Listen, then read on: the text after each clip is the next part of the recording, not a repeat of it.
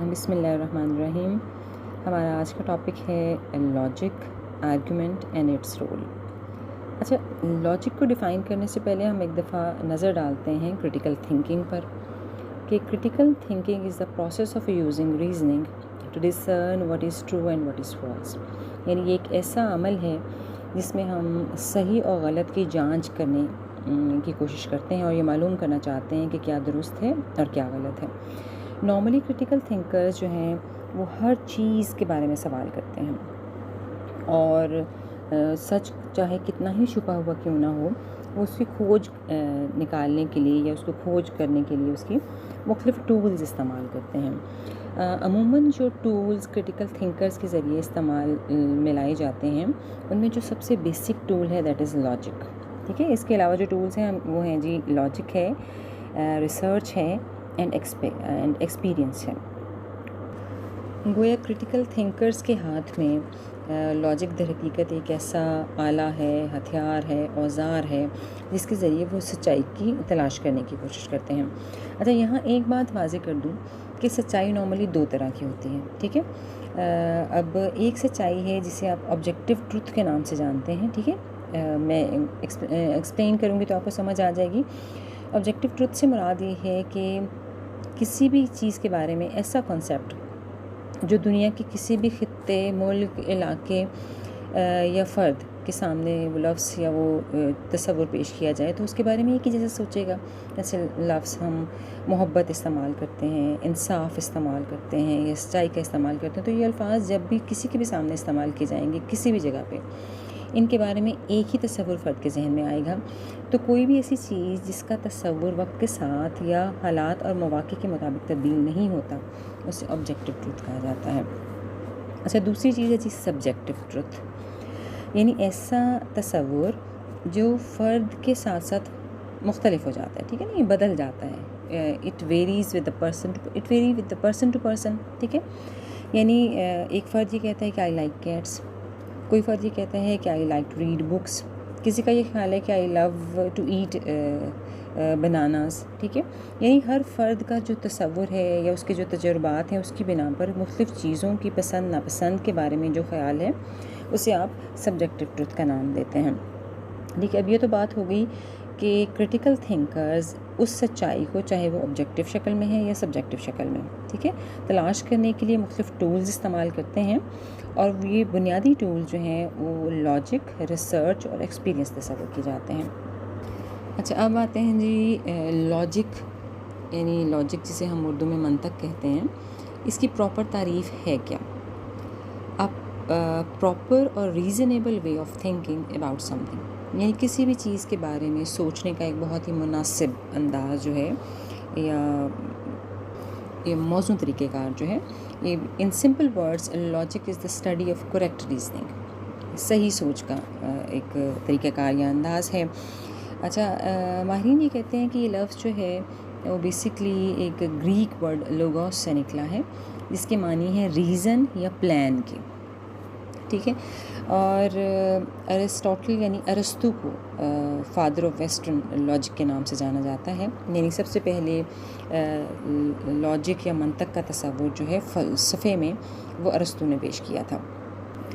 اچھا، اب سوال یہ پیدا ہوتا ہے کہ جی why logic is so important, اہم کیوں ہے؟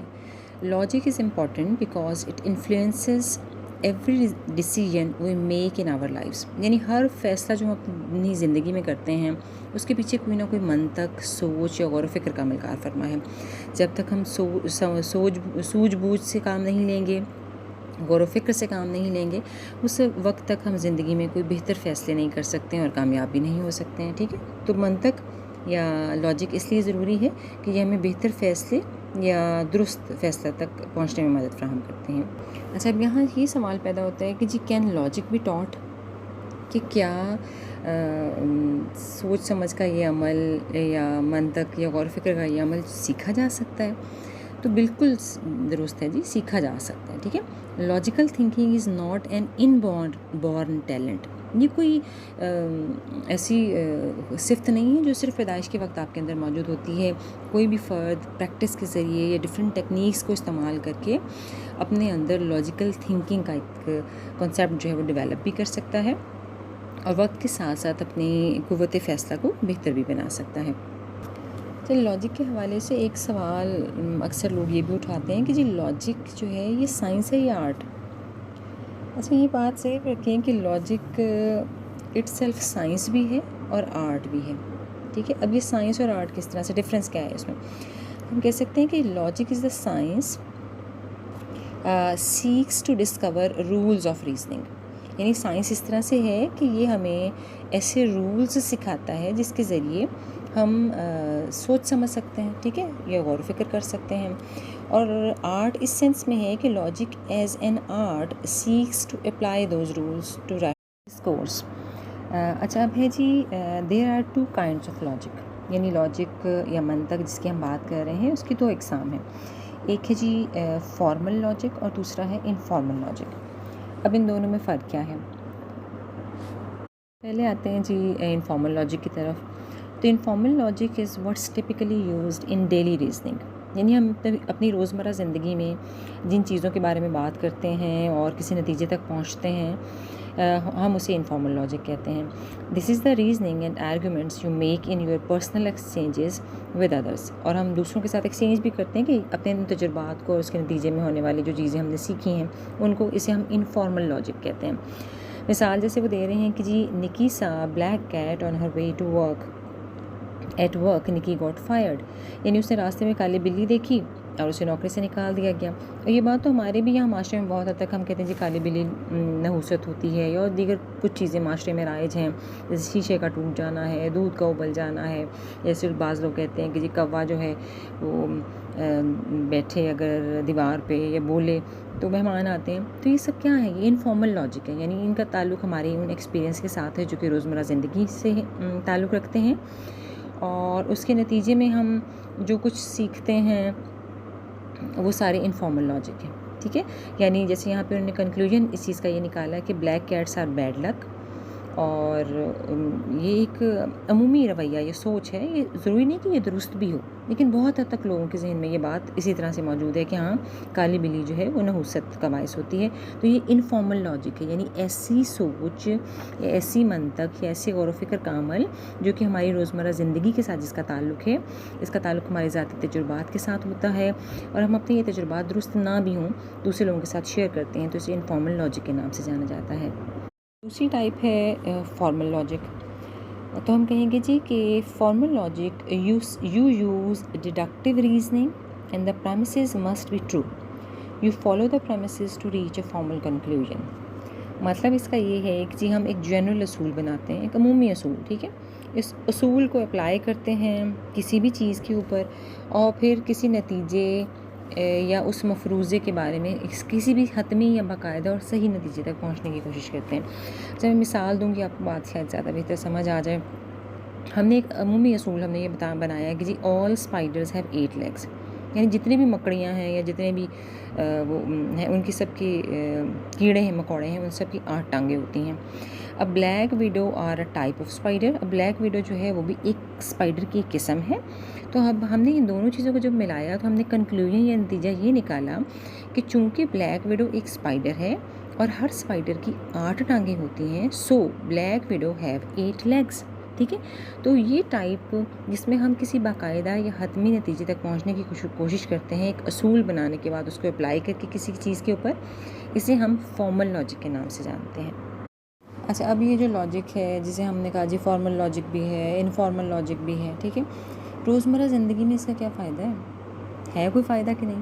تو بالکل یہ ہم کہہ سکتے ہیں کہ جی کہ the logic helps us to speak properly to communicate with others. یعنی اس کا فائدہ یہ ہے کہ اس منطق, اس سوچ, اس غور و فکر اور سوجھ بوجھ کے عمل کے نتیجے میں ہم اپنی روزمرہ زندگی میں غور و فکر کرتے ہیں، چیزوں کو سمجھتے ہیں، انالائز کرتے ہیں، ٹھیک ہے، اندازے لگاتے ہیں اور دوسرے لوگوں کے ساتھ اپنے تجربات کی بنا پر بہتر طور پر کمیونیکیٹ کر سکتے ہیں، ایک اچھے اور بہتر روابط قائم کر سکتے ہیں. تو لاجک ہمیں مدد دیتی ہے، ٹھیک ہے، یعنی یہ ہمارے لیے مددگار ہے ڈیلی لائف میں کہ اس کی بدولت ہم بہتر روابط قائم کرنے میں قابل ہو جاتے ہیں.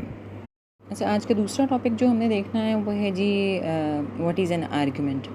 آرگیومنٹ کے لیے ہم اردو میں لفظ دلیل استعمال کرتے ہیں، ٹھیک ہے، کہ an argument is one or more statements یا premises and the conclusion that can be drawn from them.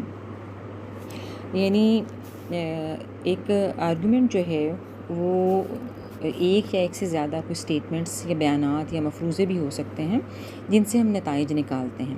اب both statements and conclusion can be either true or false.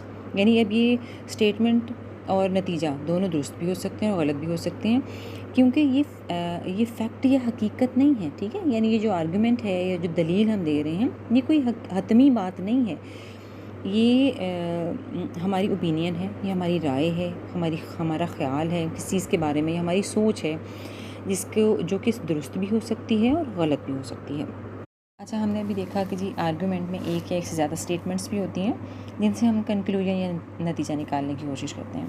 اچھا، مثال کے ذریعے اس بات کو سمجھنے کی کوشش کرتے ہیں کہ ہاسٹل میں بچوں کو بھیجنے کے حوالے سے دو مختلف آراء لوگوں میں پائی جاتی ہیں، ٹھیک ہے. تو ہم ایک آرگیومنٹ یہ دیتے ہیں کہ جی ہاسٹل میں بھیجنے والے بچوں میں ماں باپ کی محبت کم ہو جاتی ہے، ٹھیک ہے. یعنی ایک دلیل اس حوالے سے جو دی جاتی ہے وہ یہ کہ بھئی وجہ اس کی یہ ہے کہ 5 سے 10 سال کی عمر میں بچوں کی شخصیت جو ہے وہ مکمل ہو رہی ہوتی ہے. گھر میں اگر وہ والدین کے ساتھ رہیں تو ان کی نظر کے سامنے رہتے ہیں، بچے جو ہے وہ والدین سے بہت ساری باتیں سیکھتے ہیں، اس طرح سے ان کا والدین کے ساتھ رشتہ یا تعلق بھی مضبوط ہو جاتا ہے، ٹھیک ہے.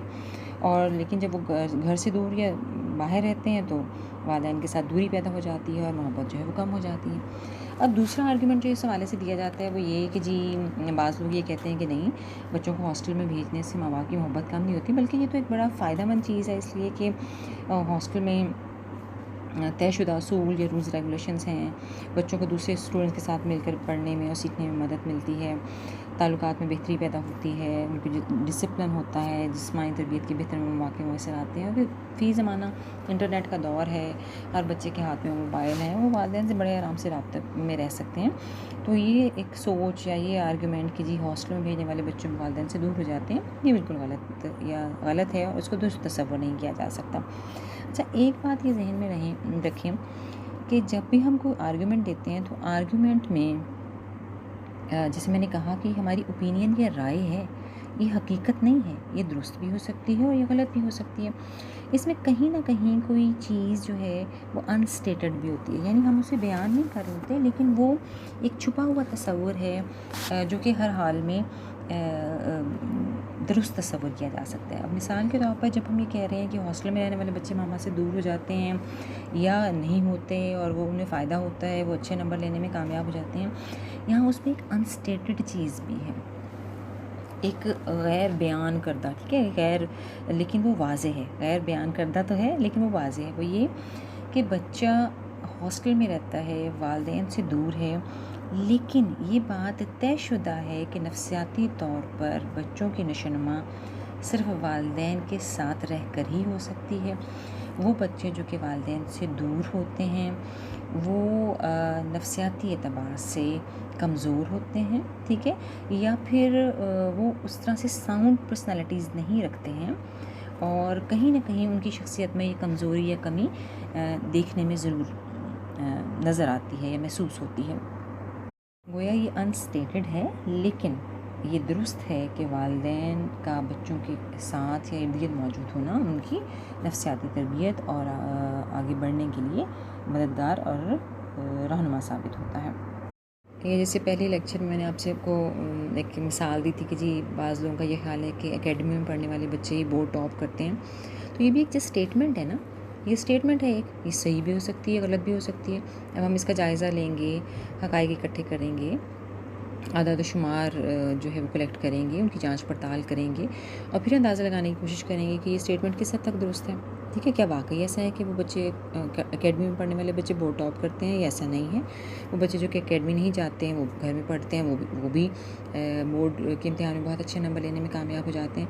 تو دیز آر جسٹ اسٹیٹمنٹس. ٹھیک ہے. جس میں نے آغاز میں کہا کہ یہ اسٹیٹمنٹ یا یہ سنٹینس یا یہ آرگومنٹ جو ہے یہ صحیح بھی ہو سکتا ہے یا غلط بھی ہو سکتا ہے. ٹھیک ہے.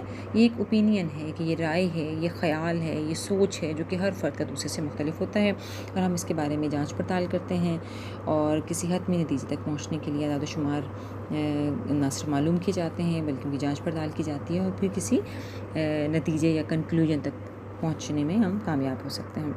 اچھا، لاجک کی طرح آرگیومنٹ کی بھی دو ٹائپس ہوتی ہیں. ٹھیک ہے. ایک ڈیڈکٹیو آرگیومنٹ ہے اور دوسرا انڈکٹیو آرگیومنٹ ہے. تھوڑا سا ان پہ بات کرتے ہیں کہ جی a deductive argument provides all the support needed to arrive at its conclusion. An inductive argument provides some but not complete support. A good deductive argument is known as valid if all the premises are true. The conclusion will also be true. ٹھیک ہے. یعنی deductive argument کا ہم نے کہا کہ ایک قسم ہے. اس سے مراد ایک ایسا آرگومنٹ ہے جو کہ ہمیشہ درست ہو سکتا ہے. اس میں اسٹیٹمنٹ یا جو سینٹینس ہے وہ درست ہے تو اس کا نتیجہ بھی درست ہی نکلے گا. ٹھیک ہے. یعنی ایک ویلڈ چیز ہے، ایک حتمی ہے، درست چیز ہے، ایک سائنٹیفک بات ہے. یعنی مثال کے ذریعے ہم اس کی وضاحت کرنے کی کوشش کرتے ہیں. انہوں نے مثال دی ہے کہ جی کہ آل کیٹس آر کوادرپیڈس. یعنی ساری بلیاں جو ہیں وہ چار ٹانگیں رکھتی ہیں. پر is a cat there four per is اے کوادرپیڈ. ٹھیک ہے. یعنی پر ایک بلی کا نام ہے کہ پر چونکہ ایک کیٹ ہے اور چونکہ ساری بلیوں کی چار ٹانگیں ہوتی ہیں اس لیے پر کی بھی چار ٹانگیں ہیں. ٹھیک ہے. یہ ایک ایسا اسٹیٹمنٹ ہے جس کا کنکلوژن بالکل واضح ہے، ویلڈ ہے اور کلیئر ہے. تو اس طرح کا کوئی بھی اسٹیٹمنٹ جس کا کنکلوژن بھی بالکل ہی کلیئر ہوتا ہے، اس میں کوئی ابہام، کوئی غلطی، کوئی صحیح یا غلط والا کنسیپٹ نہیں ہوتا، ہم اسے ڈیڈکٹیو آرگومنٹ کہتے ہیں. اچھا، دوسرا آرگومنٹ جو ہے وہ انڈکٹیو آرگومنٹ ہے. ایک انڈکٹیو آرگومنٹ جو ہے از نون a strong or cogent if all the premises are true the conclusion is likely to be true.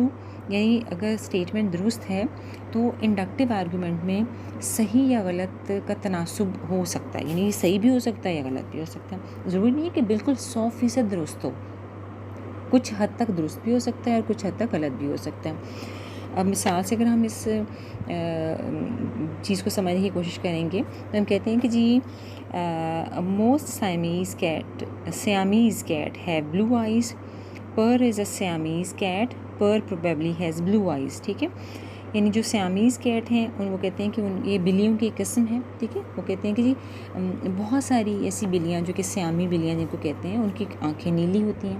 پر جو ہے وہ بھی ایک سیامی بلی ہے، اس لیے ہو سکتا ہے کہ اس کی آنکھیں بھی نیلی ہوں.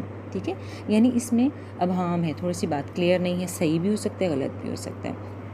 تو ہم نے کہا کہ آرگومنٹ جس کو ہم دلیل کہتے ہیں، اس میں ایک اسٹیٹمنٹ ہوتا ہے، اس کے نتیجے میں ہم کسی ایک اسٹیٹمنٹ ہوتا ہے، اس کے ذریعے ہم نتیجے تک پہنچنے کی کوشش کرتے ہیں. اب اس کی دو قسمیں ہیں. ایک میں بالکل ویلڈ یا کلیئر اسٹیٹمنٹ ہے اور اس کا نتیجہ بھی اتنا ہی کلیئر ہے. ٹھیک ہے. اس کی مثال میں نے اوپر دی.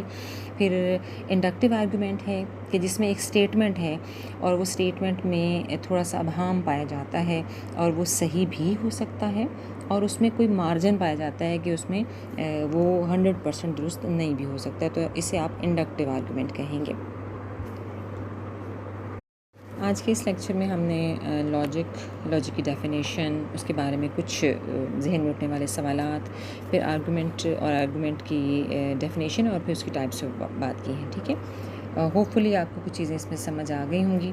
انشاءاللہ نیکسٹ پہ دیکھتے ہیں کہ اور کون سا ٹاپک ہے، اس پہ ہم کیا بات کریں.